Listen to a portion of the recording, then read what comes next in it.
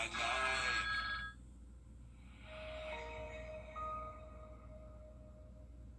At Parker's Kitchen, we go big, like our huge, crunchy, juicy, never frozen chicken tenders with an extra large serving of Parker's signature sauce. At Parker's Kitchen. Live from Augusta, you're watching News 12 at 6 o'clock.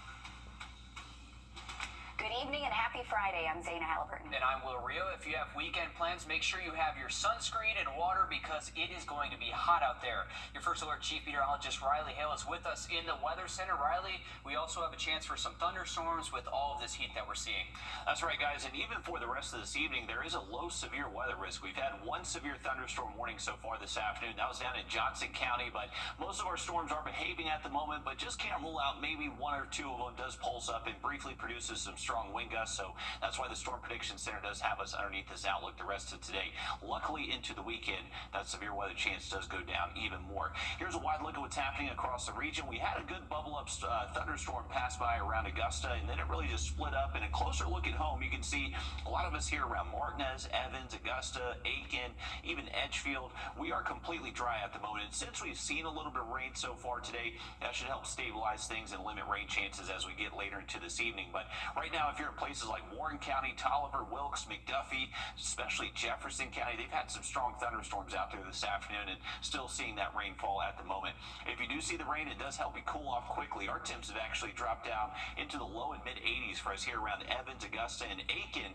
You are currently at 78 degrees, but the cool spot right now, Thompson, at 72. If you have plans here around Evans, Martinez, Augusta, even Aiken, our rain chances are pretty limited for the rest of this evening and tonight since we've already seen that rainfall. Temperatures will be in the 80s the next several hours, but just can't rule out maybe a stray shower. Some of that thunderstorm activity south and west of us just pushes in a cold pool and briefly pops up a shower. Looking ahead to your Saturday, you can see the rain chances will be with us again later into the afternoon and evening time. We'll have more on that weekend outlook for you in just a bit.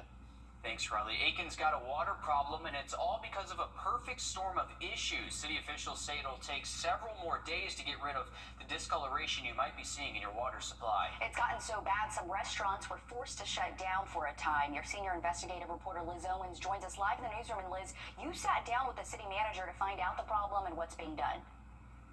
Right, so the short-term fix, flushing dirty water out of the pipes through the fire hydrants, that is going on right now. The long-term fix is a bigger water treatment plant to meet the growing demand for water, and that's also underway. Construction began last year, but it will take another 2 years before it's complete. Water flows from tanks through more than 700 miles of underground pipes and to more than 22,000 homes and businesses in the city of Aiken. Businesses like Whiskey Alley. Well, it means lockdown.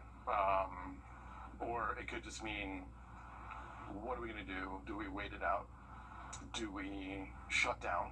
Chad Jasek waited it out before finally shutting down Whiskey Alley and Prime Steakhouse yesterday. As a restaurant owner, I can't serve brown water. Stuart Bedenball started getting calls Tuesday morning. We were getting complaints from the downtown area south to almost the southern end of the water systems. Hundreds of complaints like these on Facebooks about dirty brown water. That residue's in the lines, it just sits in the bottom in normal circumstances.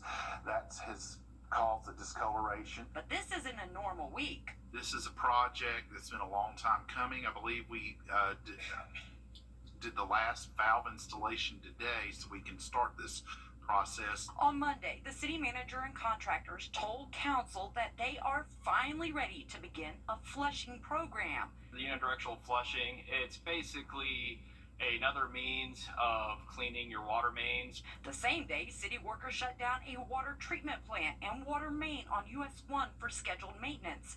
Meanwhile, temperatures shot up. So we're seeing a lot of people do more irrigation, a lot of use of water, swimming pools, just a lot more water usage in this time of the year. Along with the demand for water. We have 4 water plants that provide water to to our system, and those plants were all operating at full capacity. That's very unusual to have all of them at the same time operating at full capacity. They did that.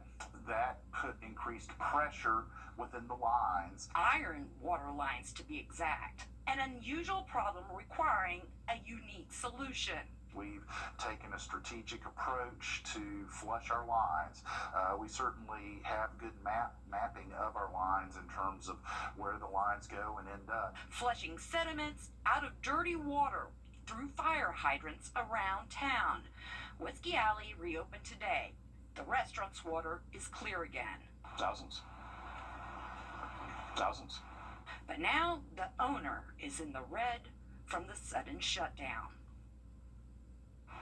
So, in addition to a bigger water treatment plant, the 1% sales tax will go towards 2 new water towers in town until those long-term fixes are completed, though. Expect to receive notice at least twice a year of flushing through your neighborhood. A perfect storm of issues there, and of course we'll continue to follow this situation. Hopefully people get some of that brown water resolved soon. Thanks for keeping us updated on that, Liz. The search is on for a missing man in Augusta who might be suicidal. 24-year-old Hunter Myers was last seen at around 9 this morning walking west on Riverwatch Parkway wearing blue work pants, boots, and a white tank top. Now, we're told Myers made a suicidal threat before leaving and is believed to be suicidal. If you know where Myers might be, call the Richmond County Sheriff's Office. Authorities are also searching for 5 missing teens, all who disappeared within the last 24 hours. 3 left a group home on Old Waynesboro Road. 14-year-old Caitlin Anderson, 17-year-old Tramika Thomas, and 16-year-old Gabrielle Brennan were last seen around midnight. Thomas and Brennan have ankle monitors. In a separate case, deputies are looking for 13-year-old Jordan Tuggle and her sister, 16-year-old Janiyah Tuggle. They may have left together and were last seen around 7 last night on Winston Way. If you have any information, call the Richmond County Sheriff's Office.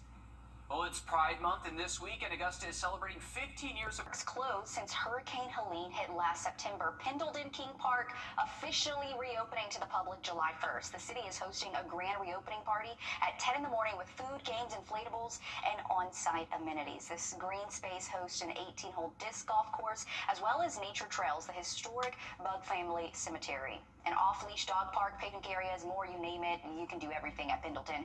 It's been sorely missed, though, while crews have been hard at work repairing the extensive damage from Helene. So this is big news, especially for someone that loves Pendleton. You like Pendleton. I was over there a lot too. I took my dogs over there, and I'm glad that that park is especially back open. It was a great place to take the pups outside. Definitely so, and a good disc golf course as well. Glad that is back open. If you do have outdoor plans this weekend, there's going to be the potential for some thunderstorms each afternoon. We'll have a closer look at this forecast coming up. Also, still ahead, it's not just you. Experts say there are more pests like ticks this season. But why? We've got the answer and what you can do about it next. Time and Tip, brought to you by your First Alert weather team. This is not you. It's not me.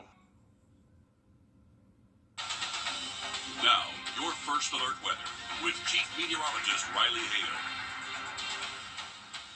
Well, a beautiful look over the Savannah River, the 13th Street Bridge. We have downtown Augusta in the background and looking at some sunshine right now. We had some rain that pushed through just about an hour and a half ago, but now right now we're drying out and starting to warm up a little bit again. Our temperature is right now 83, but we officially got to around 91, 92 this afternoon, so it was another hot day, but most of that rain is pushing away from Augusta, so if you do have plans to maybe head out for your Friday night, it does look mostly dry for us. Since we've already seen that rain earlier this afternoon, that really helps stabilize our atmosphere and really prevents new showers and storms from developing. But we are still tracking some active weather across McDuffie, Wilkes, Lincoln, also Tolliver, Jefferson, Hancock County. Jefferson County, you've been seeing a number of thunderstorms, but finally starting to quiet down around Louisville. It's been pretty noisy there over the last hour or so. As we head into the weekend, we are expecting the chance for storms later into the afternoon, but if you're going to be keeping an eye on the bird feeder, our bird watching forecast brought to you by Wild Birds Unlimited should be fairly dry, at least through lunchtime. It's going to be later into the afternoon. We have to keep an eye to the sky for the potential of some of those hit or miss storms. Same thing on Sunday. As far as temperatures go, we're going to be close to average, so this is pretty typical June-like weather for us. 93 Saturday, 94 on Sunday. Each afternoon, we are expecting a chance for at least a few bubble-up showers and thunderstorms out there. Let's take a look at our in-house model here. So for the rest of this evening and tonight, it looks like that activity will remain fairly isolated. If we take this full screen, guys, so we can just see the full map and the timing on this. There's your 9:30 clock time frame right there. And then as we head towards the weekend, Saturday morning will be dry for us. Later into the afternoon, anytime after the lunch hour, we're expecting a few showers and storms to pop. You can see the initial coverage will be isolated, then it should turn widely scattered as we get closer to sunset. And the thing is, for your Saturday, we have an upper level low that's going to be spinning across the region, so that could even keep some storm chances in play up until midnight. Luckily, the severe weather threat does look fairly low, though, heading into Saturday and Sunday afternoon. Sunday morning, dry again, but by the afternoon, going to look pretty similar to what we're expecting out there tomorrow. Looking at your 7-day, those temperatures do drop off a couple degrees by the middle of next week. That's going to be thanks to our next front showing up, but bringing us pretty decent storm chances Tuesday. Thanks for that, Riley. Hurricane Helene changed our landscape in the CSRA with fewer trees and more debris on the ground. Tick populations have been able to thrive. Your First Alert Chief Meteorologist Riley Hale talked with a local pest control agency on what they're seeing and how you can protect yourself this summer. We've actually had an uptick, no pun intended. Ed Folall with Poppy's Pest Control says he's been getting a lot of calls for ticks so far this season. I walked down this section of the grass and had 3 on me by the time I came back up. Different factors impact tick populations. Folall thinks more tall grass growing where trees once were and the weather are the leading causes. The weather has primarily had a lot to do with it. They like staying in cool places until they're ready to jump onto a hose as they go by. Keeping up with proper lawn maintenance goes a long way in keeping tick populations down. Keeping the grass mowed short, creating a barrier between your home and the wood line, whether that be with wood chips or rocks, and keep your mulch and or your shrubberies cut back. If ticks have entered your home or you notice them in your yard, it may be time to reach out to a professional pest service. The primary thing is seek out a pest professional if you can't do it yourself, and make sure that you're doing the right thing. Not every chemical is suited for every purpose. It's knowing what to use at the right time. If you're going out on any trails this weekend, it's important to avoid certain areas to keep ticks off of you and your pets. Any areas that are uncut, if it's got overgrowth, stay away from it, just from a safety standpoint. Ticks carry various diseases, including Lyme disease, Rocky Mountain spotted fever, and as our Meredith Anderson has reported on before, alpha-gal. In Augusta, Riley Hale on your side. First Alert Radar, powered by Jim Hudson Automotive Group. Ashley stars in... All right, folks, now look at your 7-day forecast. Remember, for the weekend, we'll keep our highs seasonal, 93, 94 for Saturday and Sunday. And each afternoon, we are expecting coverage of thunderstorms at least to be widely scattered. Our morning temperature is not really going to change all too much. So we'll see our morning wake-up temps near sunrise stay in the low 70s. The one change heading into next week, you can see we're expecting pretty decent thunderstorm chances Tuesday, Wednesday. That's going to be thanks to a cold front getting close to the region. It'll help drop our high temps just a tad, but storm chances will be going up. On your sideline, sponsored by Chandler Law Firm. One of R.J. Felton's life goals was always to make it to the NBA level. After last night, the Aiken native can finally cross that achievement off of his list. Felton didn't hear his name called in the NBA draft, but it didn't take long for his phone to ring off the hook.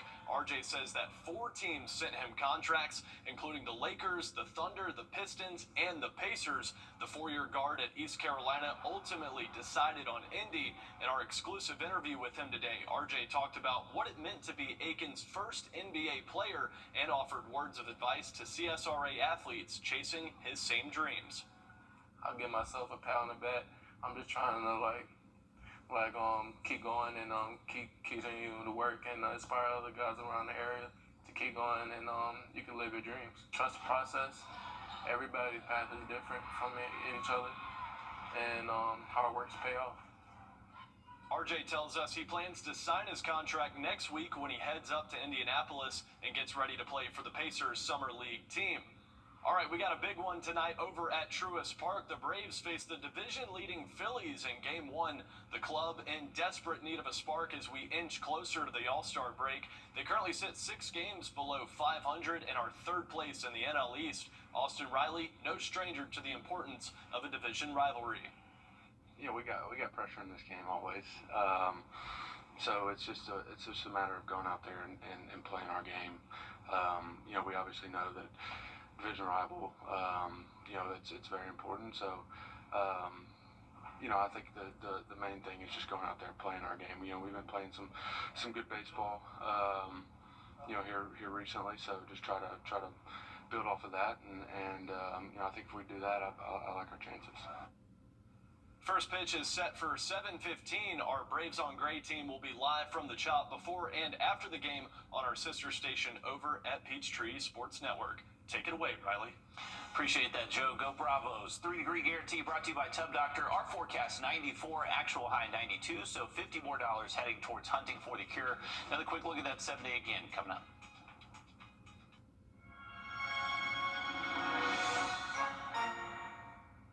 Olympus Granite.